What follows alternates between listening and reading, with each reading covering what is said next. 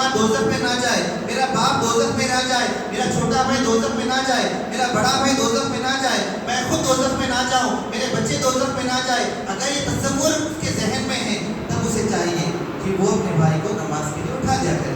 تو اس کے لیے کرنا کیا چاہیے؟ معاشرہ کب سدھرے گا؟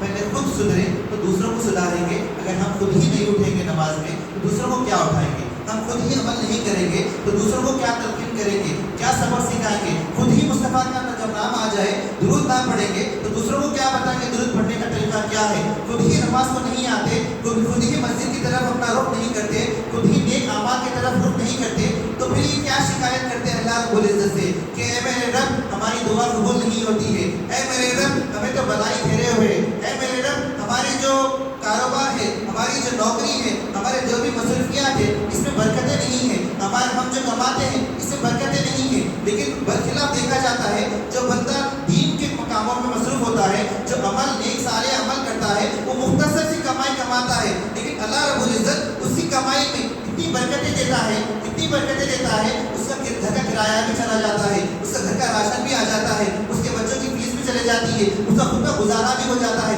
دوسرے اس کے اور پہلو نظر کرے، وہ جب نیک اعمال کرتا ہے اس کو سگریٹ کی شوق نہیں ہوتا ہے، اس کو ساگر گٹکا کھانے کا شوق نہیں ہوتا ہے، وہ شراب گٹکا نہیں کھاتا ہے، وہ نشے کی عادت نہیں کرتا ہے، اس کے دوست احباب جو ہوتے ہیں وہ برے عادت والے نہیں ہوتے. کیوں؟ کیونکہ وہ دین والا ہوتا ہے، دیندار ہوتا ہے، وہ مصطفیٰ پر درود پڑھتا ہے، وہ نماز کی عبادت کے لیے فوراً اپنا رخ نماز مسجد کی طرف کر لیتا ہے، وہ نیک اعمال کرتا ہے اور دوسروں کو اس کی بات سکھاتا ہے. کیوں؟ کیونکہ میں نے آپ کو ہر دفعہ یہ بتایا ہے جب اللہ رب العزت جب کسی بندے کے ساتھ بھلائی کا ارادہ کرتا ہے تو دوسری نعمتیں پہلے نہیں عطا کرتا، پہلے دین کی سمجھ عطا کرتا ہے.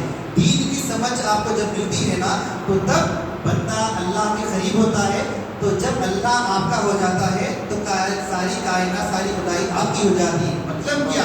آپ چاہتے ہیں رزق تو رزق میں اضافہ ہو جاتا ہے، آپ دولت چاہتے ہیں تو دولت آپ کے قدموں میں ہوتی ہے، آپ اگر نیک صالح اولاد چاہتے ہیں تو نیک صالح اولاد ملتی. اولاد ملنا یہ امپورٹنٹ نہیں ہے، نیک صالح اولاد ہونا امپورٹنٹ ہے. کیوں؟ جب آپ بچہ بڑا ہوگا اگر وہ نیک صالح نہ ہوگا تو وہ بڑا ہو کر غلط کاموں میں مبتلا ہوگا اور دنیا میں کیا اپنا تصور، کیا اپنی تصویر پیش کرے گا.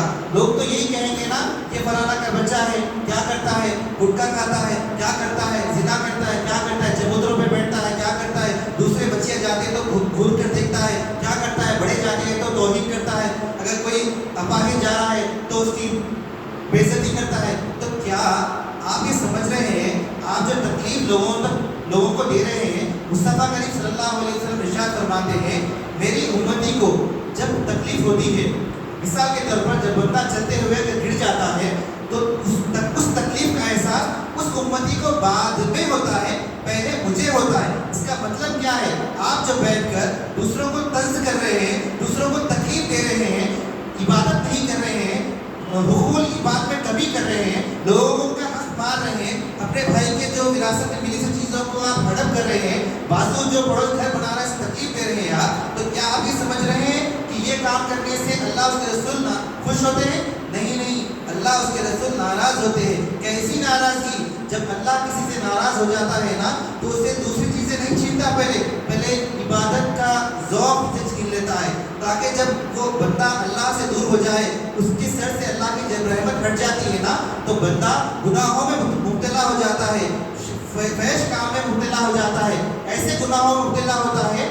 مثال کے طور پر ایک بڑا کنواں ہے، جب بندہ جس کو تیرنے آتا ہے نا تو وہ اوپری حصے میں ہوتا ہے کیونکہ وہ تیراک ہے. تو تیراک کی مثال ایسی ہے وہ دیندار ہے کیونکہ اس کو وہ مہارت حاصل ہے، وہ جب دین کا علم سیکھا ہے تو وہ تیرنے والے جیسی کی مثال ہے. اور جو گناہوں میں مبتلا ہوتا ہے نا تو اس کی مثال ویسے ہی ہے جیسے کسی کو تیرنے نہیں آتا اور وہ اس کنویں میں ڈوبتا ہی جاتا ہے، ڈوبتا ہی جاتا ہے، ڈوبتا ہی جاتا ہے. تو اس کا رزلٹ کیا ہے؟ اگر آپ دونوں کا رزلٹ کمپیئر کریں گے، جس کو تیرنے آتا ہے وہ ایک کنارے سے دوسرے کنارے کو پہنچ جائے گا، مطلب کہ وہ بچ جائے گا. لیکن دوسرا جس کو تیرنے نہیں آتا ہے، جو گناہوں میں مبتلا ہوتا ہے، اس کا رزلٹ کیا ہے؟